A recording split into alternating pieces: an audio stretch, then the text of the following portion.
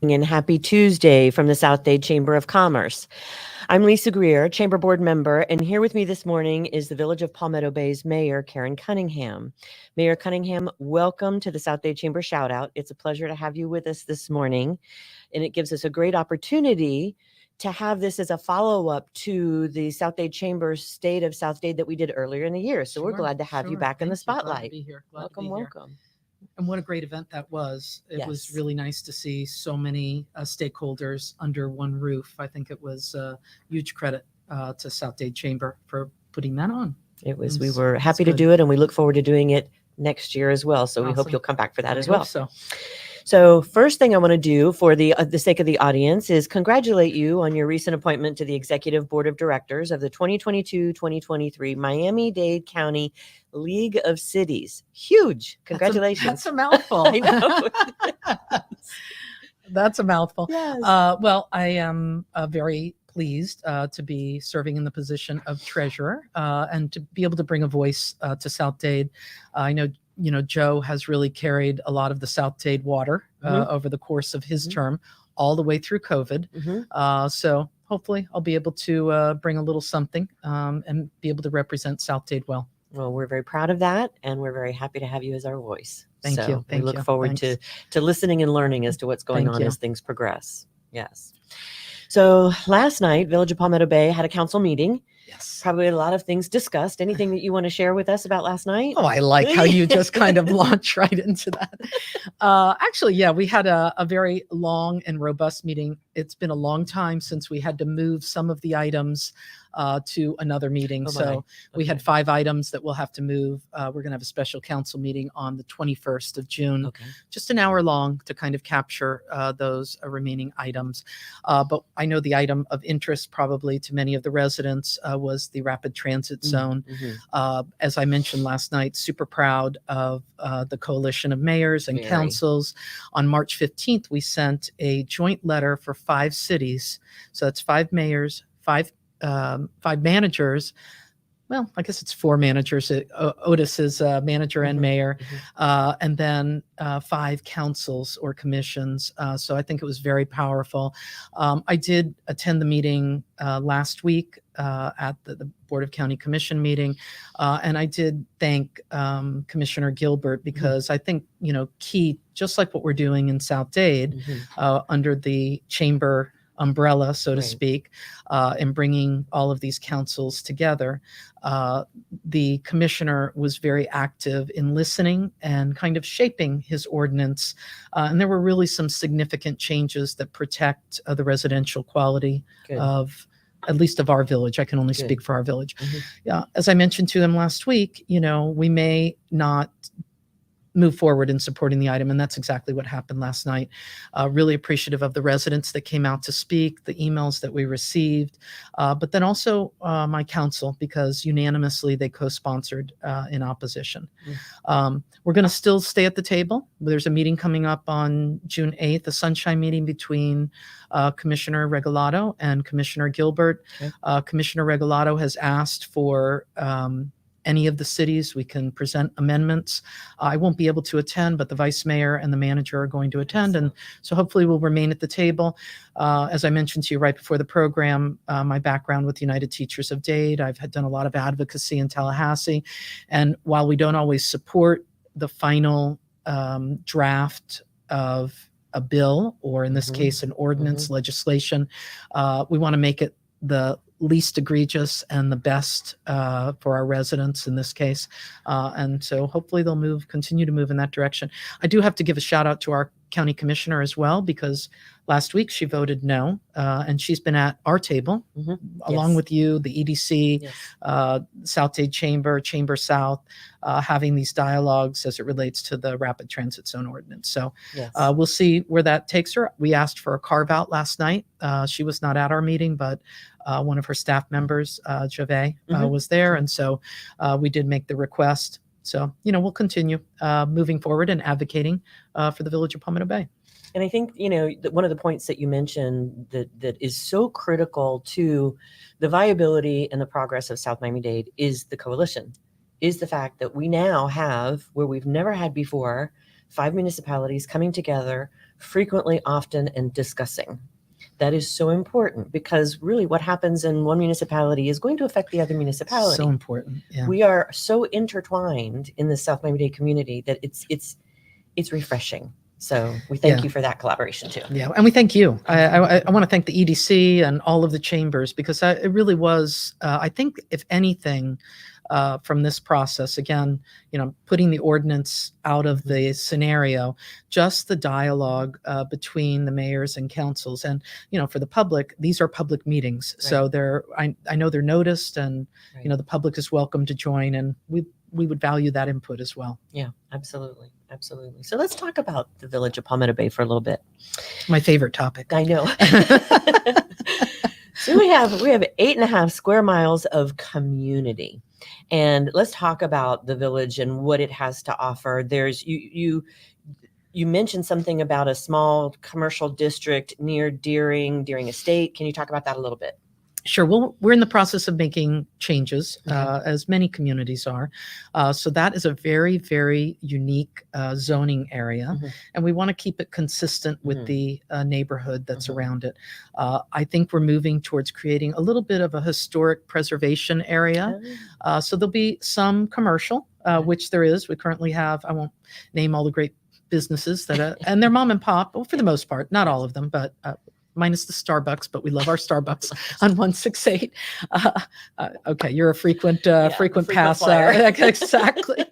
But there's some mom and pop businesses in that location as well. And I think that's kind of the flavor we want to keep in that area. You've got the couple of gas stations, and then you've got a couple of properties that are owned by individuals. And we just want to keep that area like the surrounding area. So that's I should say it's in the makings right now. We're in the process of making those changes. Excellent. That's exciting. Anytime that a community has the opportunity to expand and grow and keeping that ambiance of the community, so important. That's so important. And you mentioned for the residents, it's so important for the residents, for the community, for the surrounding communities. We want to enjoy what we've known. Sure. And so it's great to have chains come in. It's great to have chain restaurants and chain businesses come in. We love those because they hire people. But it's also great to have an opportunity for mom and pops. And I can tell you the village of Palmetto Bay is built on mom and pop businesses, and we're very, very proud of them. We have over 4,000 businesses in the village of Palmetto Bay.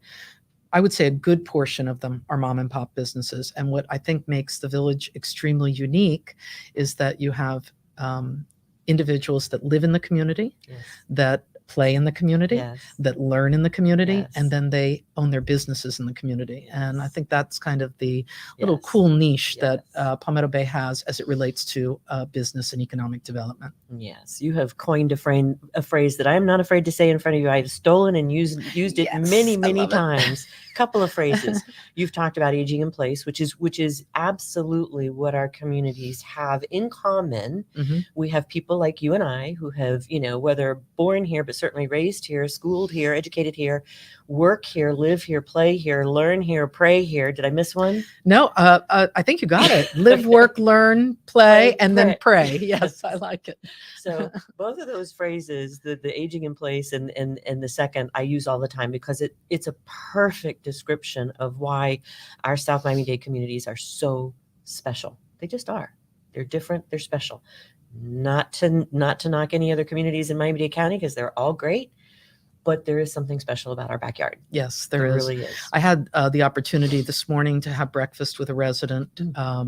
Sorry, community news. I missed the community news breakfast, but it was really cool. An individual that just recently moved a couple of years ago, moved from overseas, lived in Germany, transitioned to New Jersey, and then made their way down to South Florida. And so the question I always ask is, why? Why did you move here? Why the village of Palmetto Bay? Because let's face it, Miami-Dade County in general is a really awesome place to live.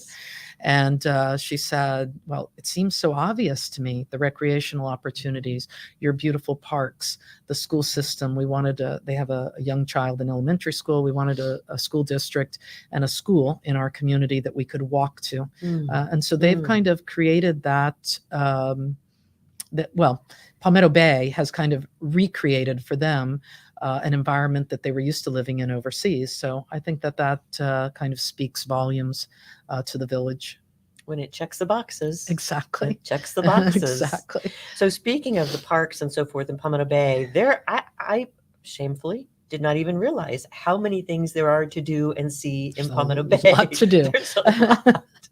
I literally Googled what's around Palmetto Bay, knowing, I mean, I know the area, and all these parks came up, and you've got the Deering Estate, which is absolutely a gem right on the water, celebrating its 100-year anniversary for the Stone House. That's right. For the Stone House, which, and you can correct me if I'm wrong, is that where the artwork is? Is that where they house the artwork? I'm not sure. I thought I was in the Stone House. Yeah. House. Well, Yes. there's a couple of locations there at Deering where they house artwork that changes out periodically as well. Okay. And then they've got the summer cabaret coming back. They have a lot of activities going on there. And they had their first Deering Seafood Festival post-COVID this past year, which was a huge success as well. Excellent. Excellent. Because everybody wants to get out and see each other again.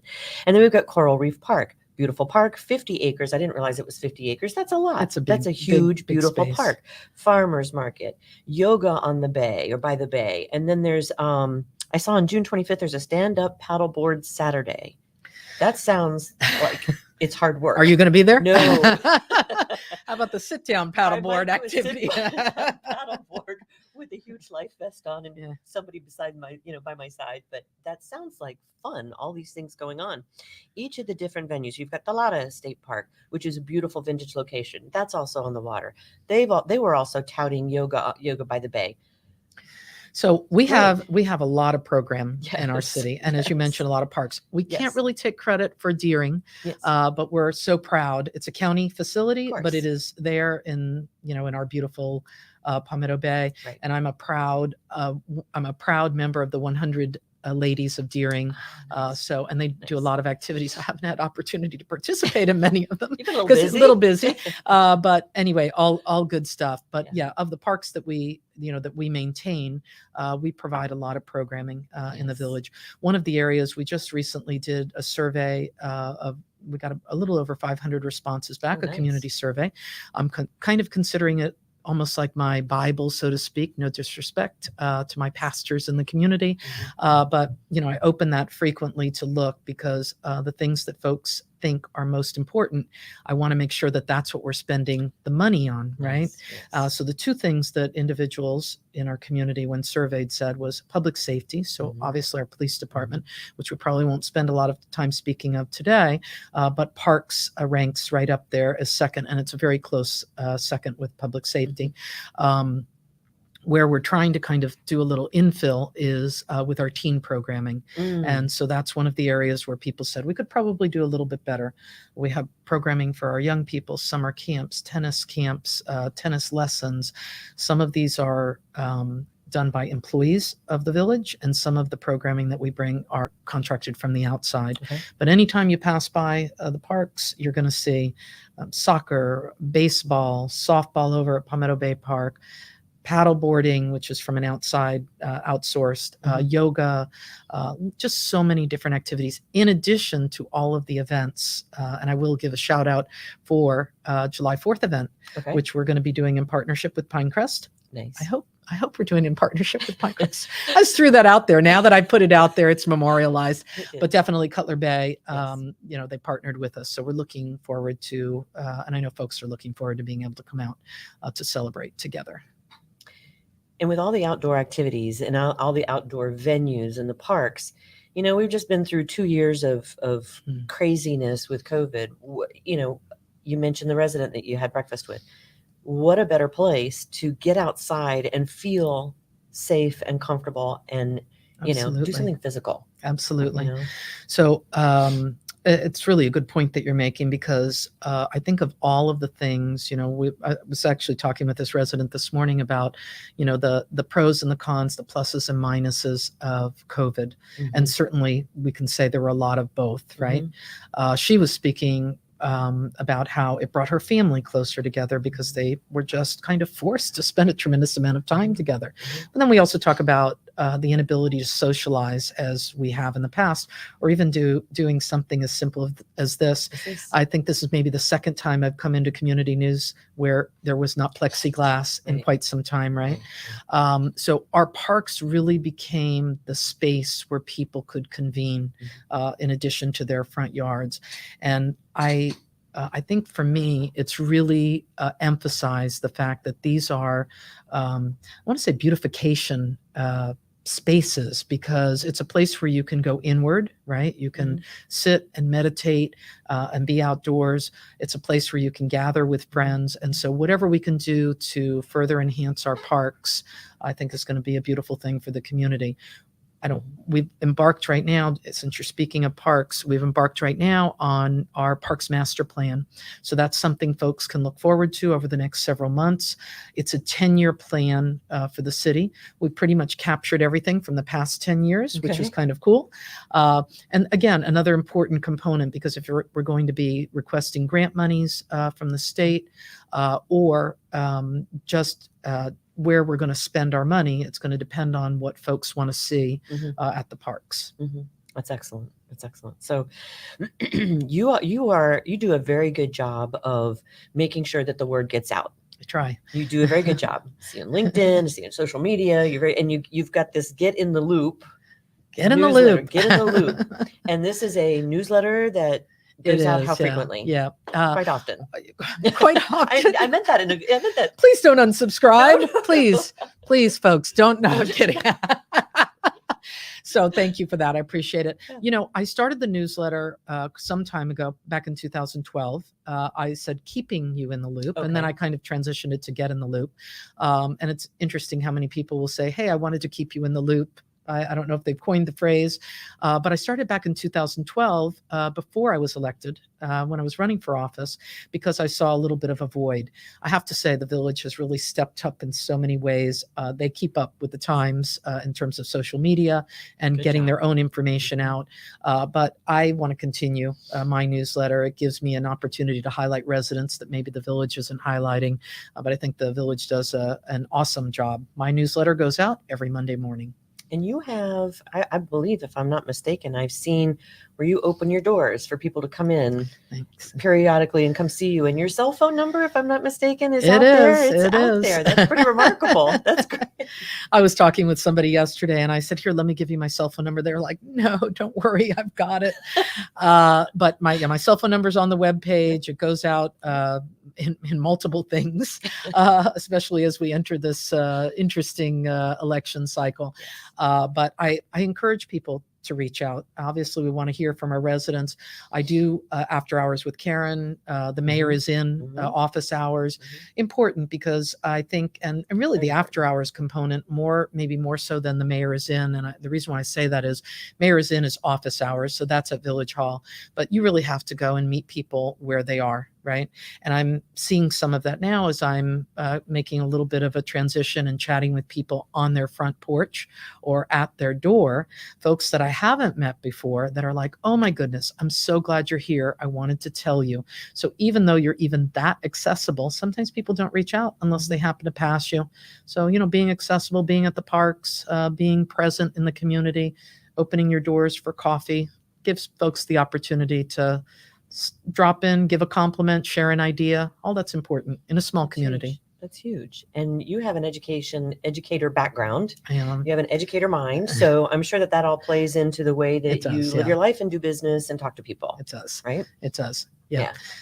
Yep. 36 years, spent, half of that in the classroom with first graders.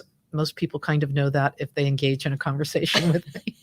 I don't know if it's the enunciation of words, but I had a young mayor for the day yesterday, and she said, "Were you a teacher?" And I thought, oh, how keen on her that she's entering first grade and knows that I was in the classroom. But spent also a good portion of my time with United Teachers of Dade advocating for our public schools, students, and teachers. Very good. So much needed. Very much needed. Thank you for that. Thank you. We appreciate that.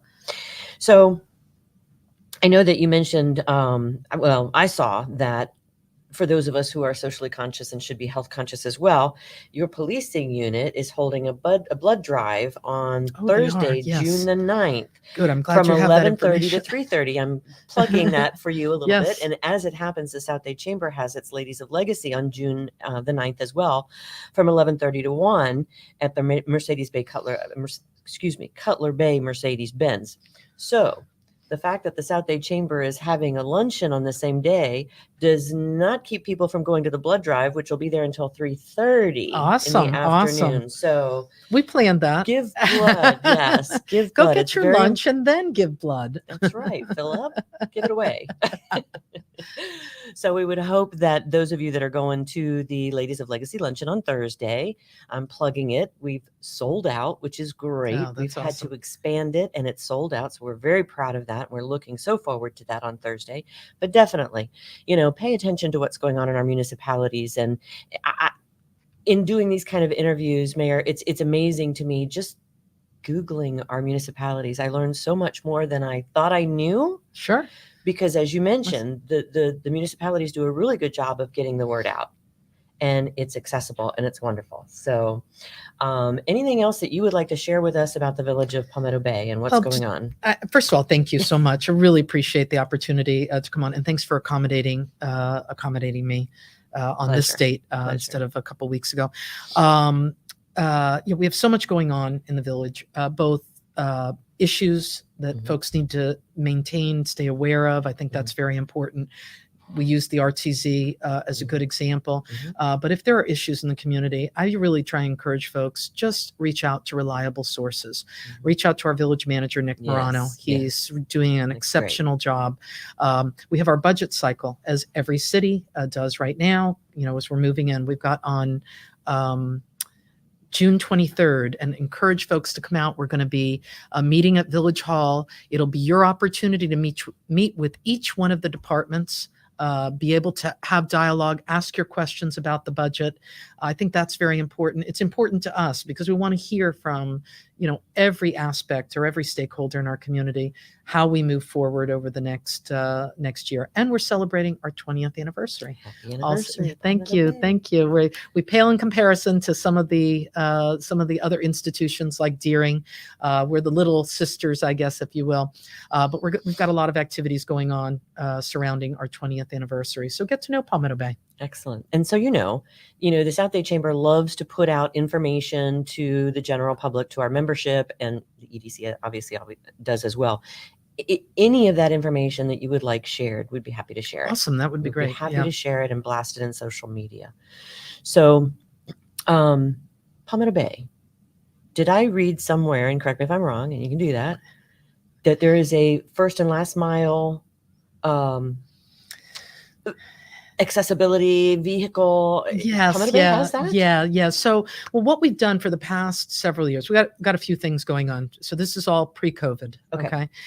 We have a park and ride, which I'm very proud of. Okay. That park and ride, it hit a little bump in the road during COVID. Obviously, Sure. Folks were not transitioning to go to work. Sure. Cool thing about the park and ride, it leaves out of St. Richards. You're able to get out of your car, leave your car at St. Richards. That's on 152, across from Coral Reef Park. Hop on the iBus and take yourself right to Metro. If you can avail yourself of Metro, that's awesome. We're currently using freebie services. We did have a presentation last night from Go Connect. Okay. And I would just say, stay tuned. Yes. We may have to make some changes. Obviously, budget constraints, and we want to make sure that we're getting the most bang for the buck. So we'll see what we do as a council. That remains to be seen. But we had a great presentation, and folks can go back and watch the video. Go Connect is being used in Cutler Bay right now. Okay. I think in 4 or 5 cities. Okay. But it will be a last mile. Right now, freebie is the last mile option. iBus is the last mile option, and then if we transition, Go Connect could potentially be a last mile option. The fact that you have those options is great. It's important. Cannot depend on their cars. Yeah, we want to. I mean, obviously, like the county commission, we want to. We're trying to, and along with our partners like the EDC and the chambers, trying to enhance or promote transit-oriented development, but you also have to provide the transit component and of from. it. So that's what we're attempting to do. I Excellent. think we're kind of ahead of the curve, to be honest with you. So we'll kind of see how that plays out over the months and years to come. Oh, very nice. Thank you for that. So at this point in time, this is where I say my thank yous. I say my thank yous to the South Dade Chamber trustees, without whom, we could not operate and function and put these types of interviews on so that you know what's going on in your community. So thank you for that. And our business members as well. Our membership is so vitally important to the South Dade Chamber. We want to continue to grow with you and for you. So we thank you for that. We also thank the Community News for hosting these interviews every week. They give us a little corner of the room, and we appreciate everything that Community News does for us. So we encourage our viewers to, I'm a Googler. We encourage our viewers to take a look at the websites for not only the South Dade Chamber, but also Palmetto Bay and other municipalities to see what's going on. This is summertime, folks, and there's a lot to do. Take full advantage of the gems and the beauties that are in our backyard, and enjoy your summers. And with that, I would say thank you again, Mayor Cunningham, for My joining pleasure. us today. It Thank has you. been a treat. We appreciate it, and we